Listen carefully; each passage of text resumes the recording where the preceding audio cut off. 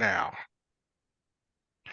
All right, this is 13 KEIN, Montana's Comedy Network. This is your host, Christopher Smith, and we're doing a special news interview with upcoming Governor Tanner Smith and Lieutenant Governor Randy Pinocci. They're running for the governor and lieutenant governor position here at the state of Montana. And the big thing about this is, gentlemen, I've heard you two are grassroots and front runners in this election. How's the feedback been from the citizens on this? Well, it's been exceptional because we are a grassroots, organization. In every pocket of this state, we have a lot of people coming out supporting us, asking for signs. That's how we know it's grassroots, when we can't keep up with the signs they want and the pamphlets they want printed. So it's grassroots, 100% top to bottom.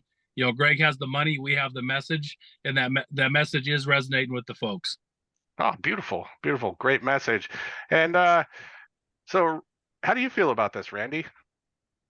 Well, I've been to one end of the state to the other. I've spent several days, especially in the eastern part of the state where I represent them as a public service commissioner. And they're reaching out because they say, hey, we think you're doing a great job as a public service commissioner. Tell us some of the issues that you think are in front of you running as lieutenant governor and governor with Tanner. And by that time I'm done with the conversation, I can't keep up with the sign locations.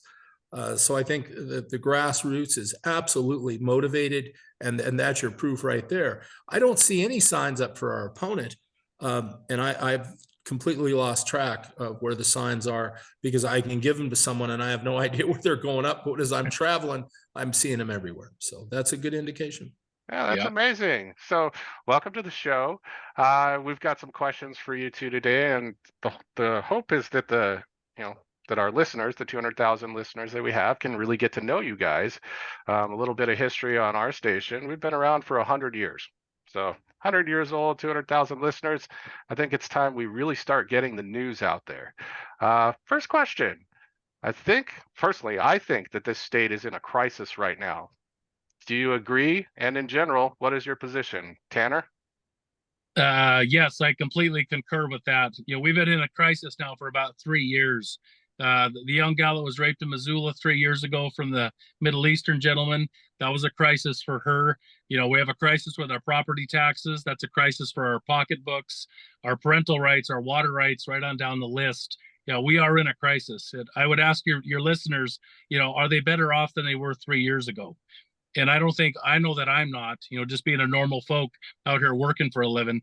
I know that everything's gone up exponentially financially for me, and we're also losing our way of life is slipping away. We all feel it. So yes, it's a crisis in all different fronts. Mata Fuel Fitness was shot and murdered.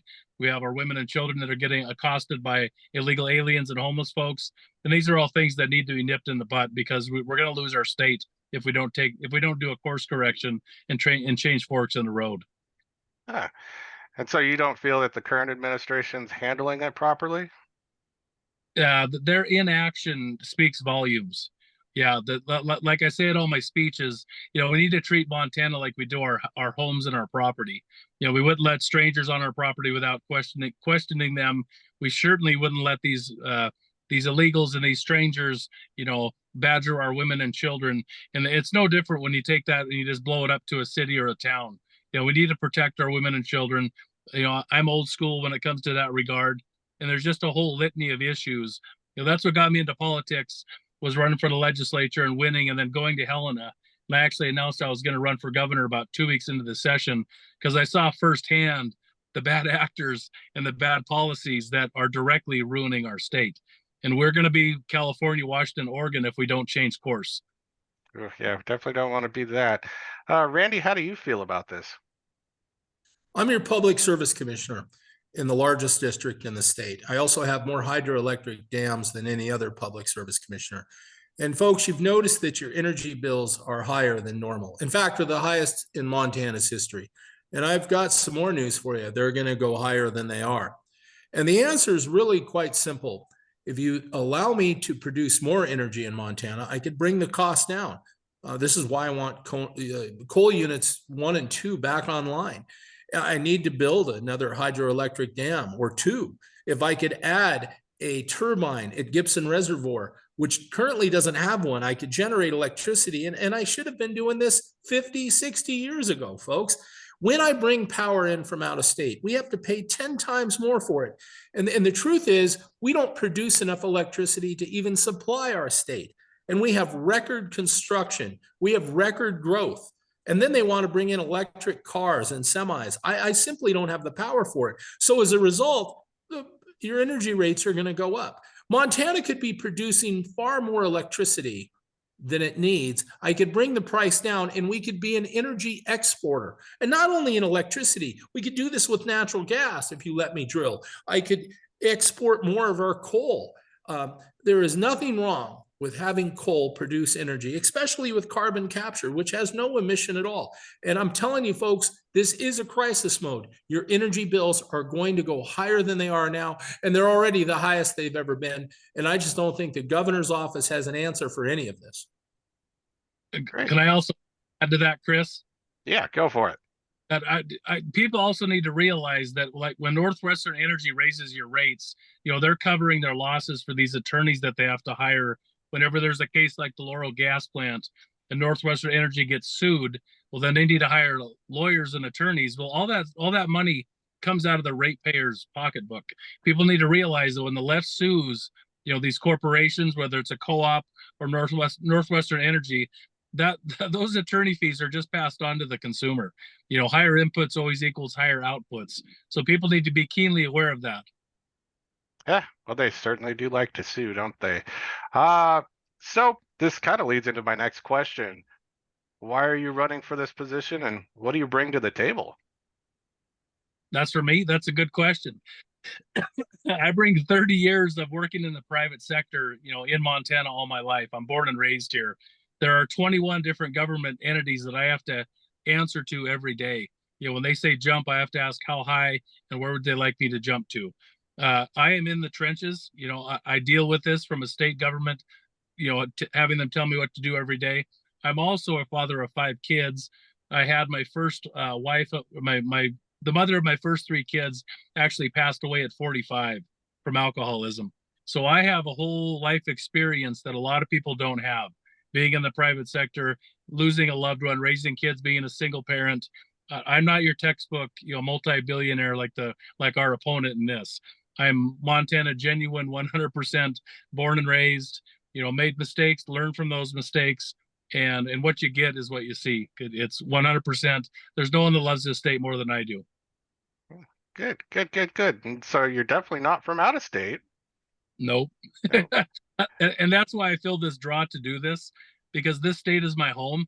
I'm not a millionaire that can move up and move to the next best place. This is ground zero for me. We have to save this state because I have nowhere else to go to. The Montana that my kids are being raised in here in Kalispell is nothing like Stevensville that I was raised in. And there's just a whole litany of issues that we see, why we're losing our state. And it's all stuff that can be fixed, but it needs to be fixed now before it gets way too out of hand. Good answer.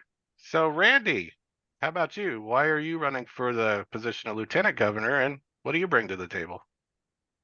Well, a good start is, I served with Conrad Burns as a statewide director while I was a U.S. Senator, and he convinced me that I needed to serve in the legislature. And so was Tanner. And, folks, Greg Gianforte never served in the legislature. My family immigrated here from Italy to go to the highest paying jobs in the world in Butte, Montana, and that's where I was born. So pretty hardworking family, and I've been that way my whole life. And I'll tell you, serving in the legislature is the type of experience that people should be, moving up the ladder. When we don't do that, we then see leaders out of touch with Montana. Something that happened in the last session, I think, is very important for the listeners to understand, is a good amount of the bills sent to the governor's desk by a supermajority of Republicans. Well, he vetoed them. And I think that's a good indication that he's out of touch with the legislature, which he never served in. Legislators all over the state are endorsing Tanner and myself because of reasons like that. And that's a good indication that the governor's just out of touch and we need a change. So I really encourage you folks to be voting by June 4th. Either go get an absentee ballot or make sure you're voting in the primary. Oh, most definitely. So that kind of leads into my next question. Tanner, I'll let you have this one. How do you feel about the job that Governor Gianforte is currently doing, and what do you think could be done differently? Well, your listeners need to realize that Greg Gianforte is a Chamber of Commerce Republican. Okay, I'm a conservative Republican. Your Chamber of Commerce Republicans, they're all about creating jobs, no matter where those jobs may be. You know, what prompted me to run for the legislature was a marijuana dispensary going next to my kids' school. And that's a huge no-no, obviously. It's hard enough to raise kids. But a Chamber of Commerce Republicans, they don't care about where the jobs are created. You know, medical marijuana is fine, but creating jobs in that environment with the recreational and then not regulating them, that was the biggest mistake that Greg could have ever made for our state. I'll just touch on this a little bit. Right now in Montana, we have 4 times more dispensaries per capita than Colorado. There's 400 dispensaries in Montana for 1 million people. Colorado has 520 for 7 million people. So that's why we're seeing the saturation, with the recreational drug use. And the more people that use, the more people will abuse, and the more people, we're going to lose to marijuana, drugs, and opioids. When they move on to the next stuff. That's just statistically factual. That is not my opinion. That was the first mistake he made. And then with the property taxes, I saw firsthand, your true conservatives like myself, we had plans to fix the property tax issue by using acquisition value. There's a lot of tools that we could have used. I'm of the mindset that if the state government doesn't get the taxes in the first place, they can't find ways to spend it. But we went into Right. we went into this 2023 cycle, and they had already had that money spent. I use the analogy: the cake was already baked. We got to pick the frosting and the sprinkles, because Greg, working with the Solutions Caucus, which is the Rhino Republicans, and the Democrats, they already earmarked and allocated all that money. A conservative like myself, if the government never gets it in the first place, then they can't waste it. And there's ways to do that using acquisition value, not taxing Social Security benefits, veterans benefits, not taxing overtime. Anything over 40 hours a week, the state won't touch that. Now the state never gets that money in the first place. There's a lot of solutions we had, but they already wanted that money. And that's the same reason, 2 times now we've called for a special session, and we don't have the votes, to call for a special session, because there's only 40 of us in the House that are your true conservatives. And Greg's in on it because he's getting lobbied. Medicaid expansion is coming up in 2025. That's the dirty little secret now, that they promised the hospitals all that money, because the hospitals need to backfill the coffers. All the COVID money's run out. So they built these new wings with the COVID money. Now they need to backfill with Medicaid expansion money. And that's why you're not getting your money back this go around. And until something changes at the governor's office and we have a true conservative in there, it's not going to get better. My Lieutenant Governor Randy's exactly right. Your energy prices are going to continue to go up. Your taxes are going to continue to be where they're at until something changes in Helen at the governor's office. Let's talk more about that. Property tax increases. So you can foresee them if we elect Governor Gianforte or re-elect him. You can foresee those increasing even further. And let's say we elect you, which is a pretty strong probability here, given that you're the front runner. How will you address that issue? Well, I said on house taxation. So these are things we tried to do. Acquisition value is the key. Whatever Chris Smith paid for his house, that's what you get taxed. Just because your neighbor paid 4 times as much, the refugee from wherever state they moved, just because they paid more for their house doesn't mean that yours went up commensurately, because you don't want to sell your house. Acquisition value is the key. We tried doing that. If you massage the 1.35 versus the 0.94 percentage, that's kind of a mute point, because when they use fair value, when things have quadrupled in their fair market value, that little fraction of a percentage point, that's not enough to make a difference. There was $3 billion of surplus. Greg gave $3 billion of surplus. Greg gave 1 billion back. But they're smart, because they knew not everybody would sign up for the $675 rebate.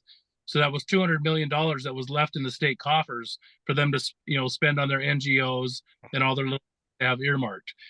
That's the dirty secret. And I go back and say a $675 rebate, when your taxes have gone up double, That's not a rebate. That's a net loss.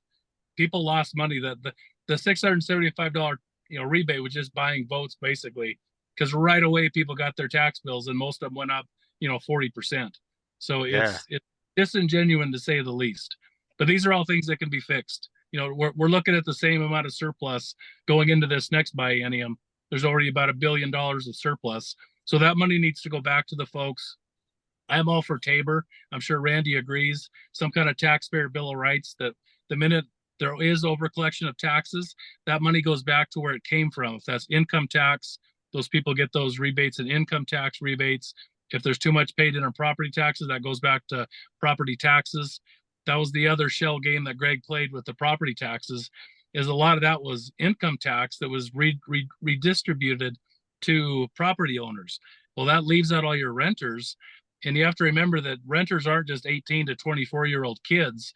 I had buddies that sold their place for $2-3 million that were renting, that pay a lot of money in income tax. They never got any property tax rebate. So the money needs to go back in the form that it came in. That's what's fair. That's the way it should be. When I do the digging for somebody and they give me a $100,000 draw, if the project only costs $80,000, I don't get to take the $20,000 and do work for their neighbor because it feels right. That money goes back to the homeowner, and that's how we need to start running the state. Good to hear. It's really good, actually. It's a sigh of relief. It's so moving, kind of moving forward here. I've got a couple list of questions here. Just kind of moving forward. This actually leads into a question that we get from a lot of our listeners, which is, we've heard rumors that Governor Gianforte is basically endorsing rhino Republicans. How do you feel about that? Well, Greg's worked himself into a corner where where the Gianforte administration has promised the lobbyists, the Montana Health Association or Montana Hospital Association, he's promised them this money for Medicaid expansion. So he's worked himself into a corner where he needs to have those rhinos, those soft ones that'll carry the water for him in the legislature. So what we're seeing is everybody he endorsed, he threw a couple conservatives in there that we know are going to win anyway, but the bulk of it was rhinos that will sign on to the Medicaid expansion. They will vote with the Democrats, and then Greg will have plausible deniability and political cover to say, hey, the legislature passed this, I don't agree with it either, but we got to go with it because we the people have spoke. When all along that's been the plan, that whole side has had, and this goes back to 2015 with the first Medicaid expansion. So yeah, I don't like rhinos. Rhinos are the problem why we have the issues we do. It's really frustrating for conservatives like Randy and myself that are conservatives to be lumped in with Republicans, because the Montana we're growing up in today, the things we're seeing are not part of our Republican platform. And it is because of the rhinos that are calling themselves conservatives, but they're not having conservative policies. It's frustrating. Yeah, definitely. So the ultimate difference, you would agree, between the rhinos and the conservatives is that the Democrats are calling you guys the far right. Is that correct? That's it. Yeah. When really you're just normal people. Well, there's the meme we've all seen that they call us far right. We've just been right so far. And the way it is, because, and what we're asking is just tried and true conservative principles that we know work. Give the money back to the folks and they're going to spend that money. I'm an excavation contractor. I've never worked for a poor person. The more money the rich people have, the more money the rich people spend. And then we all benefit from that. So common sense? Common sense. Yeah. That's awesome. It's not anymore. Yeah, it's not really a big thing anymore, but it should be. Like, I think we should bring it back. Well, and this goes back to how we were raised in Montana. There was stuff that we were taught in school that we actually had to pass legislation this last session, like consumer ed we took at Stevensville, civics classes, all the stuff that prepare young adults, critical thinking. We had that in high school, back in 30 years ago. Well, we had to actually pass legislation to say, hey, you need to teach kids about the Constitution. That's how we've digressed as a society. And if you give Randy and I 8 years as governor, we will get back on the right track, because we're only letting down our kids if we allow this to continue. That's a good point. So, speaking about kids, we've heard a lot on the Kolstad family in that case. Can you talk a little bit more about that and why that's a hotbed topic? Well, these are the issues that we can't have happen in Montana. Okay, I have 5 kids of myself. In my household, we have 8. We have a blended family. And when we discipline our children, we expect that we're not going to have somebody come in and take our kids away from us the way that happened, with that situation. And this goes back to what Randy was saying about Greg vetoing bills. House Bill 37 would have called for a judge to have some oversight before a child was removed. Well, Greg vetoed that bill. It's these little things that are unforced errors that his administration does that leads to these issues. Having House Bill 37 on the books would have had a judge there to say, no, this is what's going on. Bump the brakes on this. Don't bring the cops in. And what's worse is we also passed House Bill 676, which said that we as parents have the right to bring our children up at how we want, whatever religion we want, whatever that may look like, whether it's Christian or Muslim or whatever that looks like. Well, Greg didn't adhere to that, and his CPS didn't adhere to that. And all it takes is one rogue CPS, or a couple, like in this case, to take everything off the rails and pull that child out. These are the things that don't happen if you have a conservative governor. As governor, I will be the CEO of the state, and I would have intervened and said, nope, CPS workers, you're fired. We want to give that child all the resources that she needs, whatever's going on mentally with that child, but we're not removing kids from Montana families. The issue arises is the left wants to blame parents if the kids do something wrong, because the parents are ultimately responsible. But this is a complete opposite reversal, a complete inversion, where they've sided with the child and the parents don't have any rights. This is just the hypocrisy that we always see, from the left and with this woke agenda they have. All right, so just kind of taking a step back on the Kolstad family there. For our listeners that don't know what that case is all about, can you kind of give us the Cliff Notes version, or how do we say this, the Tanner Smith Notes version? Yeah, this is the Cliff Notes synopsis.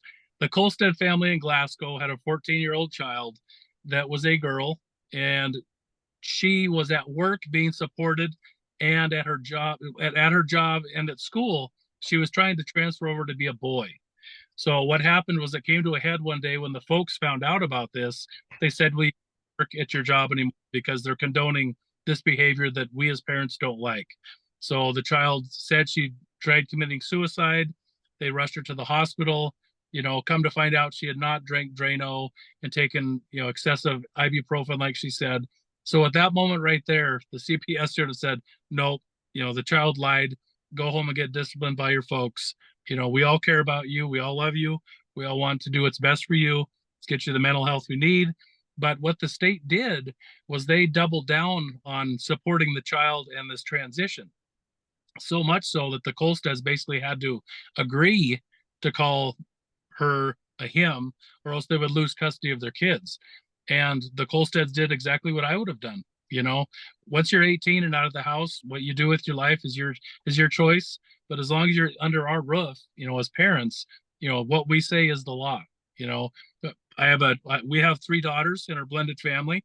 My oldest daughter, Addison, she's often called my house a prison. And I say, well, yes, it is. And I'm the warden. When I say 10:30 is curfew, that means 10:30 is curfew. Because there's only, this goes back to my high school coach, George Wasser. There's only 2 things you're doing after 10 o'clock at night, and they'll both get you in trouble. And as parents, if we have a curfew for our children, we need to know that the state has our back on how we're going to raise and discipline our kids. So what happened? The child was removed from the house, brought to Wyoming because the Billings clinics were all full, to treat whatever mental issue she had going on. The child went to Wyoming, then ultimately went to Canada to live with her estranged biological mother that she hasn't seen in 7 years. So the child is in Canada right now, and the Kolstads are minus one kid. And those are things we can't, that has set a really bad precedent in the state. There's on TikTok, if you go, there's things to do, instructions basically on how to go through with that same exact situation. And that's dangerous. It's dangerous waters that we're in right now. Well, that seems really dangerous. Anytime you take a child outside the country, technically our courts no longer have jurisdiction. Yep. Wow. So, Randy, we haven't heard from you in a bit. What's your take on this?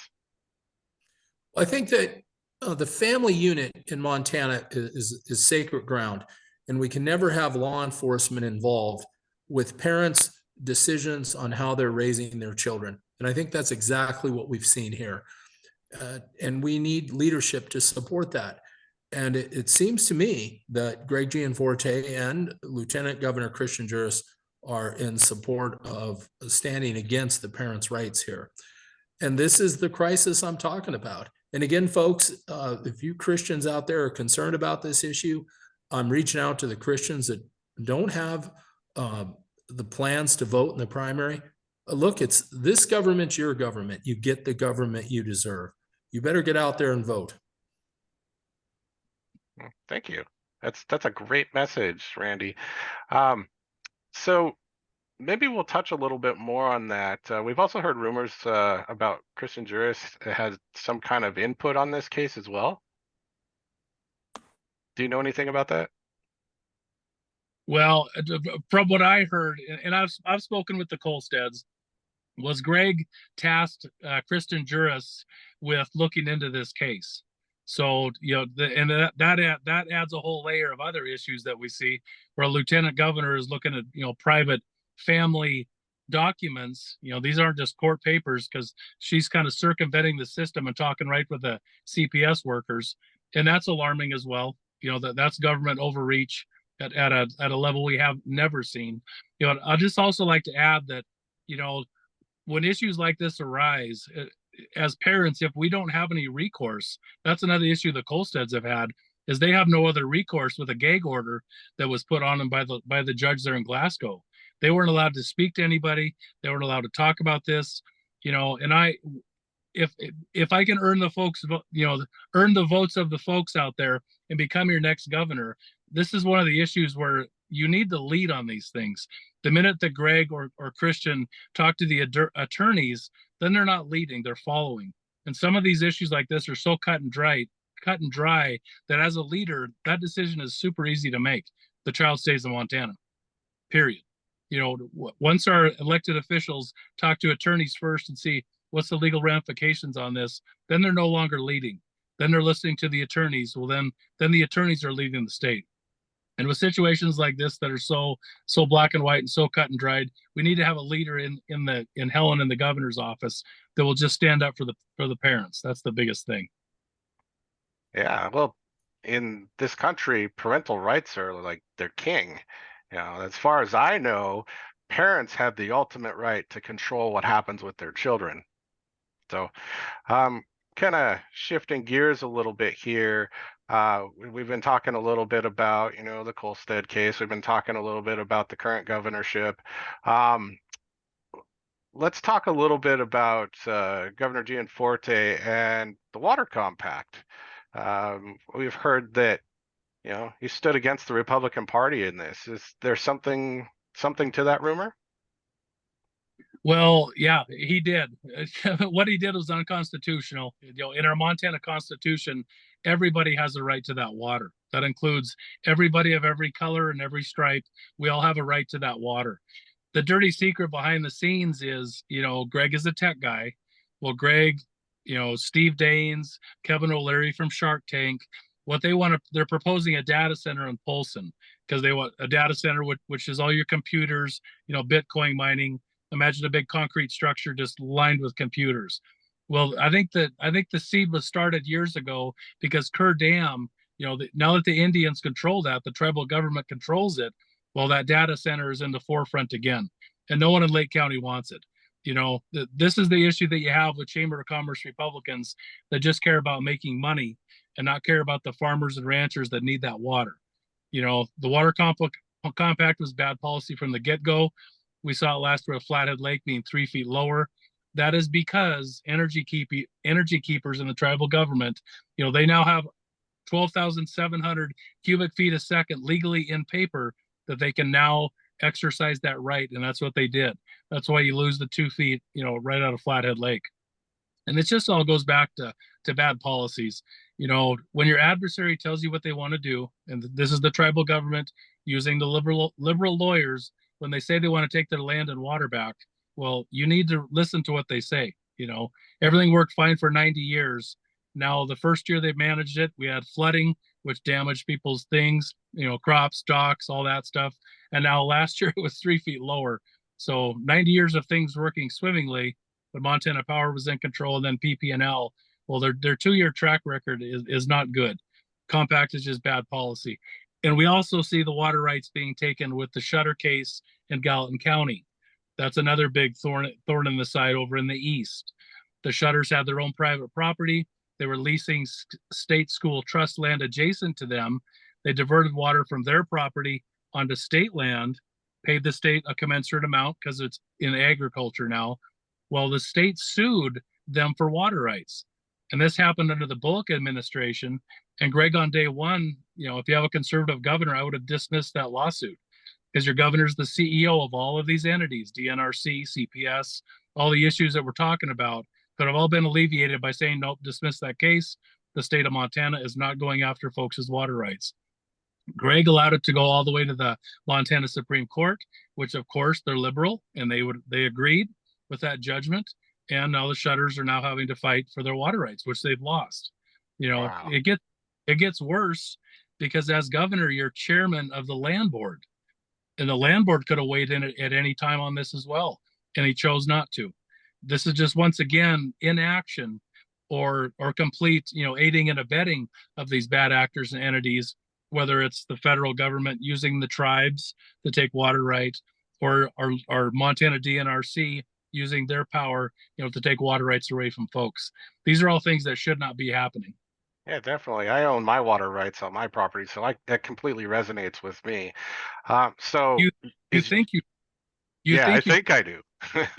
So ultimately, when you become governor, you're going to pull us out of that compact. That's your plan? I had a meeting with Dr. Kate Vandemoor, and I think there's a loophole in there if it's still tied up in the water court, which it was. There was 10,000 objectors. That number is down to 600. It's my belief that if it's still tied up in the water court, that myself as governor, yeah, we can pump the brakes and back out of that. But by hook or by crook, it's going to get changed. There's 7 different lawsuits. There's Save Flathead Lake. There's the North Shore Save Flathead Lake group. There's a bunch of groups that are suing because it's a $600 million industry on Flathead Lake. That's just the tourism alone. Back in the old days, they had to balance the fisheries, the farmers and ranchers that irrigate, upstream and downstream, and they had to also factor in recreation. Well, now that the tribal government has that number for the fisheries, they're exercising it. Where in the old days, the lake would fill, whatever came in is what went out, because that's common sense again. But now that they have that, that tangible number, they're selling that water, for electricity for Washington. All that water is being sold for hydropower downstream. And these are just things that we can't continue this way. I made money dredging Harbor Grill because they couldn't use their marina.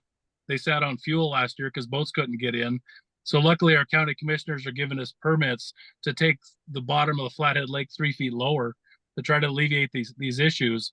But across the board, these are things that shouldn't be happening.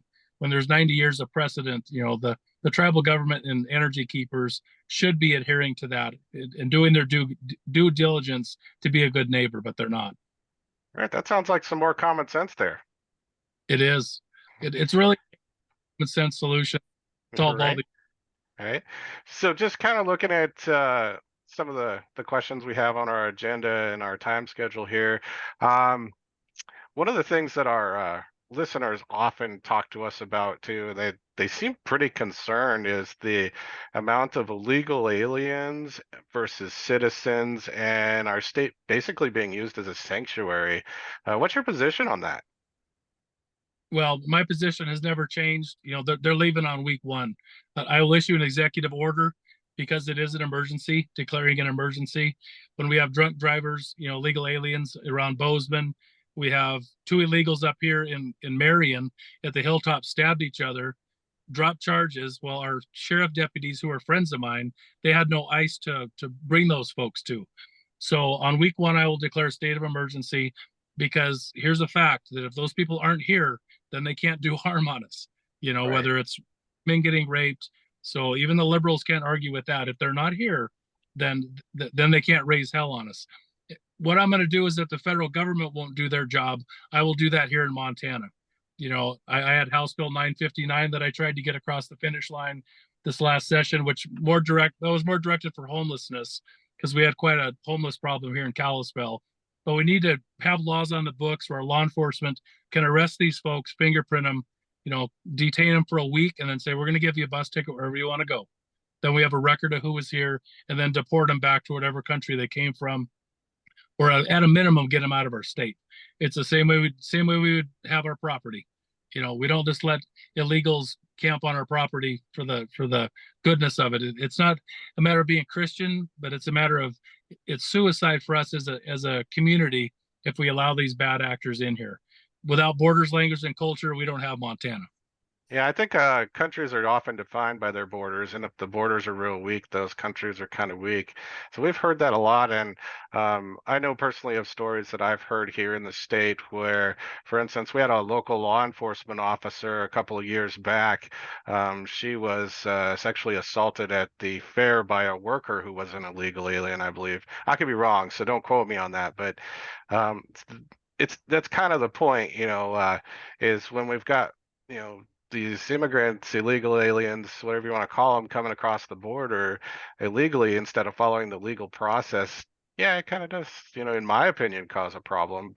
I do see that as a crisis, and so that personally answers a question for me.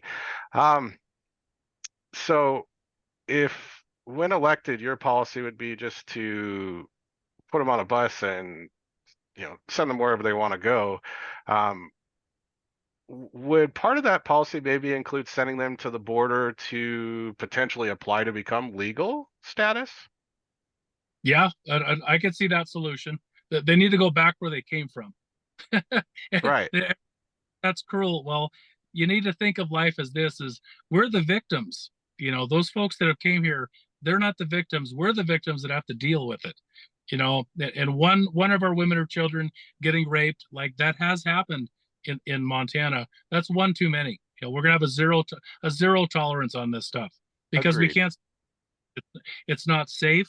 We have the obviously China's letting people in, and China doesn't let people out of China unless they know they're letting them out. So the whole illegal immigration thing is just rife with issues. From a national security standpoint, from a public safety standpoint, those folks will all be returned where they came from, and it'll be done with love and compassion. We'll give them a nice state of Montana duffel bag with toiletries in it, but they're leaving the state. So some swag. Hey, Yeah. not a bad idea. Hey, Randy, we haven't heard from you in a bit. How do you sit on this issue? Well, it's hard not to call it a crisis. It is exactly that. And I want to talk about my veterans a bit. I mean, they're struggling with high energy bills, and we're not giving them the benefits we promised them. And our suicide rate among our veterans is the highest we've ever seen in the history of the state of Montana. So let me get this right. We're giving full benefits to illegal aliens, and I'm not giving the benefits to my veterans I promised them. Folks, look, there are 89,000 veterans in the state. And I'm going to go right back to this message. I'm asking all 89,000 of you to go down and ask for an absentee ballot. Make sure you vote by June 4th, because what Tanner and I are going to do is we're going to make a commitment to veterans and install an office at the Capitol for Veterans Affairs. This is ridiculous. And this is why I'm calling it a crisis. So when we look at the illegal alien problem across this country in the millions, some people say it's 7 million, some say it's 10. Could it be 2 million before our presidential election? Easily. Folks, there's no country that is facing a crisis like this that I see anywhere in the world. Wow. Yeah, I could definitely see that. I've seen in Missoula personally, I've seen homeless people on the street, and when I've gone up just to talk to them and say hi and kind of, feel everything out, a lot of times, some of them, you know, they're probably not documented or here legally, as far as I know. Some of them even said, that they speak a little bit of Spanish, and they've come across that way. So I could completely see it as a crisis, and we certainly don't want to, fill our state with people who aren't really contributing either. I completely get that. Uh, let's we're running tight on time here, so let's move a little bit here to another crisis that our listeners have been talking about. And Tanner, maybe you'll take this one. Let's talk about the voting crisis and the lack of people voting in primaries. Like I noticed in this last election for Cascade County and in Great Falls in general, the school board election, we had like 7,000 out of, gosh, was it 29, 34,000 voters that voted in it. What's your take on the voting crisis and why every vote counts? Well, every vote does count. We need to have election integrity. I'm all for hand counting ballots, but this problem goes back. It's a generational issue where we have kids that don't know about civics. It is our duty as American citizens to be engaged in this process. If you look at the numbers on the primary, election, Gallatin County in 2022, about 31%, they had 31% turnout. That's abysmal. Flathead here where I'm at, most people are pretty informed. We see 45 to 50% turnout in these primaries. So these are things that we need to start reteaching in high school, to get people engaged. I would be all for, primary day or primary and the general being a day off so people realize the gravity of what we're doing. Because like Randy said before, you get the government that you choose. And by people's inaction and not being engaged, that's why the wheels are coming off the bus. The phones don't help anything. Everybody gets on their cell phone and they check out. We need to, and we'll do that through the governor's office, just to get out the vote, engage these folks, let them know that their voice matters. And that happens with election integrity, making sure that your vote, Chris's vote is just as important as Tanner's, or else we shouldn't be doing this at all. I'm all for the cast vote records being released to everybody. These are things as governor that I will implement through executive action, because we've been beating around the bush on this and the politicians don't do anything. Those voting records are we the people's voting records. If you have nothing to hide, then by God, you should just show us your cards. That's the common sense, rational thing to do. If you have nothing to hide, let's see what's there and let's double check the numbers. We'll hand count. I still want to see voting machines just to make sure the hand counts aren't askew, but those numbers better match. And if they don't, people are going to be looking at 5 years in jail. If you lock up a couple clerk and recorders that knew this was going on, that's how you drill down on making sure that our elections in Montana, that your vote is just as equal as your neighbors. Yeah, we could completely talk about elections here with Cascade County, especially our county commissioners and the I don't know how to say this nicely, Resolution 2362. We won't go into that on this interview at all. I guarantee that you would have some pretty strong feelings about what happened there. But and that's happening in the state. Ravalli County being pushed back. There's a group that just wants integrity. We want to have transparency. In leading by example, that goes clear up to Greg. Some of those 30 bills that he vetoed, one of them was House Bill 797, which would have called for a budget for the budget office to have an accounting of all the money that goes out to the tribes. Where's that money going? There's so many layers of transparency that we should be putting in that Greg vetoed. And that's why the election integrity stuff, he pushes back on it. Or if it goes to the Supreme Court, he just says the Supreme Court weighed in on it. And that's one of my sales pitches is remember that our liberal Supreme Court, they just issue opinions. They have no law enforcement mechanism. So like our election integrity bills that we passed this last session, 3 of them, which are all common sense, laws, I will issue an executive action saying, no, you are going to do those. Thank you, Supreme Court, for your opinion, but you have no way, that they have no law enforcement mechanism to hold people's feet to the fire. And we will do that in the executive branch to get the rogue judiciary back in check. People need to remember that. They're just opinions. The judges have no law enforcement mechanism whatsoever. Our founding fathers gave the executive branch that duty for that reason. That's why the governors have the power of the pardon. Yeah. some more common sense. More that's I love it. It just keeps coming. It's great. Hey, so for brilliant. The our Constitution is the playbook, and if we just all adhere to it, it works. It's an amazing document. But when you have a rogue judiciary and you have a governor that doesn't want to stand up to it, that's why we're at a stalemate like we are. All the bills dating back to 19th session, the 21 session, all the ones that got tied up in court.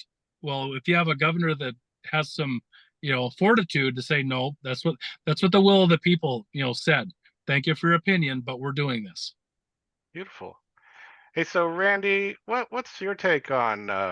You've kind of chimed in a bit on every vote counts, every vote matters, and you seem really eager to get people to vote. Do you have any experience? Well, obviously you do, but do you have some experience in this where you've seen one or two votes matter, and in a Well, primary?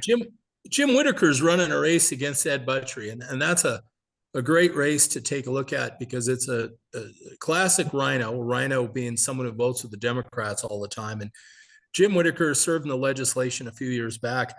And when they counted the votes, it came up as a dead tie. And the governor at the time was Mark Roscoe, and he broke the tie with his one vote. So I've seen again and again some very close races across Montana. And some counties have a good record of people voting in the primary, say up to 70%, where other counties do not. And folks, I can't tell you how important a primary election is. That's where you decide what your front runner, Republican or Democrat's going to be. And this race is so important that people who don't normally vote. You can make the difference. If I don't want any tax burden on my senior citizens. That's right. If you're a senior citizen, what I'm trying to get accomplished is you don't pay property taxes. If Tanner and I get to run this state, you've paid taxes your whole life. And I have retired senior citizens telling me they can't afford to pay taxes on their home that they've worked their whole lives for, and they have to sell it. Look, if I could get every retired senior citizen to vote, we'd break a record in a primary election. And I'm reaching out to you, trying to make a difference in your lives, and I need you to vote in this election. Okay, are you listening? Veterans, I'm trying to make a difference in your lives. All right, we're not giving you the benefits we promised you, and you have an all-time suicide rate. I need you to vote in this primary election. Okay, it's that simple. And I know the facts because you can look at the primary election in the past, and half of you don't vote that vote in the general. Well, that's crazy. The primary election is setting the stage for who's going to be in the general. Whoever wins the primary election for governor is your next governor. That is the race. So many of these races, who wins the primary is your next leader. So keep that in mind, how important that primary election is. So get out there and vote. Thank you. All right, gentlemen. Well, this has been a very informative hour. I see it's gone by real fast. You guys weren't kidding when you said you could easily fill 2 hours, and we may just do that. I really like what we see here. It's been great talking to you two. Is there anything that you'd like to leave our listeners with as far as your campaign goes, or just anything we maybe haven't covered? Well, just being born and raised here, we know something's not right in Montana. Even the refugees that have moved in here, they tell me that something's not right, and I agree with them because I see it unfold daily. Randy's exactly right. Get out and vote in this primary. If the people that know something's wrong, your conservatives are still the majority in our Republican Party, but you need to get out and vote and tell 10 people. Get 10 people to vote. Your church groups, in church on Sunday, don't be afraid to talk about that stuff. Talk about politics. Praying's great, but you got to get out and get active and engage yourself because we need to save this state. I can't stress that enough. We all know something's wrong. Well, it is. And it starts with the leadership in Helena. Go to tannerformontana.com. Randy and I have the message. Greg has the money. Donate money if you can. I've had a lot of good donors, but I've self-funded the vast majority of this campaign because Montana means that much to me. And I'm not rich by any stretch of the imagination. I'm sitting here in my 2005 Ford, Power Stroke. This is my daily driver, but that's how important this Montana is to me. You are my family. and I want to represent you the same way I represent my wife and kids. Let me protect you the same way I protect my wife and kids. So I'll leave you with that. And then if Randy has anything else to add. And Randy, go ahead. Well, look, as your public service commissioner, we need to be an energy leader. Unlike any time in Montana's history, Montana can be an exporter of energy, creating jobs at the same time bringing our energy prices down. Let me accomplish that with Tanner. All right. I need to put that turbine in at Gibson Reservoir. I'll stop all the flooding on the Sun River. I need to open up units 1 and 2 at Colstrip, and I can clean up with a great carbon capture unit. I want to start producing energy and become an exporter. So let us have the chance to do that, folks. We won't let you down. Thank you. All right, gentlemen. Can I add? Go ahead. Yeah, just quickly, our property tax issues are solved by increasing that tax base. I would encourage your listeners to go on our website and look up my Oracle Act. That stands for Opening Road Access, Clearing Lines and Exits. That's going to get us back into these national forests legally so we can start reducing these fuels and have that tax base again. Basically free electricity with biomass incinerators in all these regional areas.